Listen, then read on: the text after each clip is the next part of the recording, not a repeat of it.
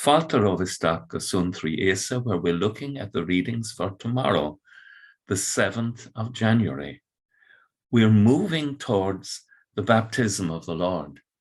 Now, the scene that I've put behind me today is from the Clare Glens. As children, we went here with my father and mother, and was here as a child. I imagined that Christ was baptized in a scene like this. I can see John standing there on the outcrop of rock and Christ in the water being baptized. Mind you, it would have been a very cold baptism here in Ireland, in the Clare Glens. The water is always particularly cool. It's beautiful. It's a wonderful place to go and walk. And as we're about to leave winter, Tadera and Angira, we're going now into, please God, on the 1st of February, the beginning of spring. So we look forward to that. And the readings tomorrow. The Lord is warning us through the first reading that it's not every spirit, my dear people, you can trust, especially not the spirit of those who speak the language of the world, and so are acceptable by the world, and the world listens to them because they're listening to a false prophet, and it doesn't challenge them to repentance. On the other hand, we see in the gospel that the people that lived in darkness have seen a great light. On them has shone the light of Christ.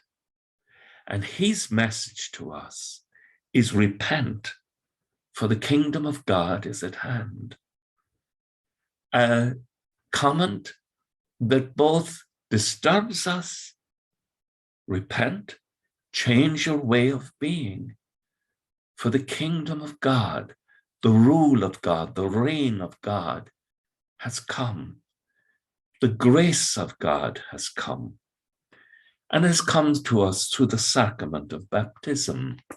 Now I'm going to put up the image of Giotto's baptism of the Lord. Again, this is another piece from the artist Giotto that I absolutely love. You have the action of the Father above Christ, sending the Holy Spirit. So all that Christ is about to do is in union with the triune God, with the action of John the Baptist baptizing his cousin John. Now, I don't know if you can see it from the size of the image. You won't see it if you're watching it on a phone. But if you can see it on a big screen, you'll see that there is a remarkable similarity between Jesus and his cousin, John the Baptist, just like cousins are similar to one another. You've two great stone mountains that lead to Christ in the image, the Father down and the two great stone mountains. Now, the one on the left, apologies, it's on the right, is the Old Testament. Please forgive me. For me, symbolizes the Old Testament. And John is the foremost prophet of the Old Testament. And he's baptizing Christ. But Christ's mission belongs in the New Testament, which is on the left. And you have there the angels of consolation waiting, that you will see in the icons that were common in the East and into the West at this time. And you'll see on the icon of Our Lady of Perpetual Succor. So the angels of consolation are waiting for Christ to come. Already we have portents of the passion, death, and resurrection of the Lord, through which we share in the sacrament of baptism. The sacrament of baptism was the greatest thing that happened, you or me, in our lives. It changed us profoundly. It made us the children of God. It opened our hearts to hear not the prophet, that speaks the comforting language of the world, but that the Spirit of God that cries out in us to repent and to grow deeper into the kingdom of God.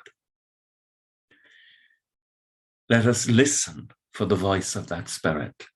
As we go to our beds tonight, let us pray that during our sleep, that the Lord's goodness may grow in our hearts, and that we may receive a deeper gift of repentance and love, and that when we wake in the morning, our hearts will be filled with the praise and the wonder of God.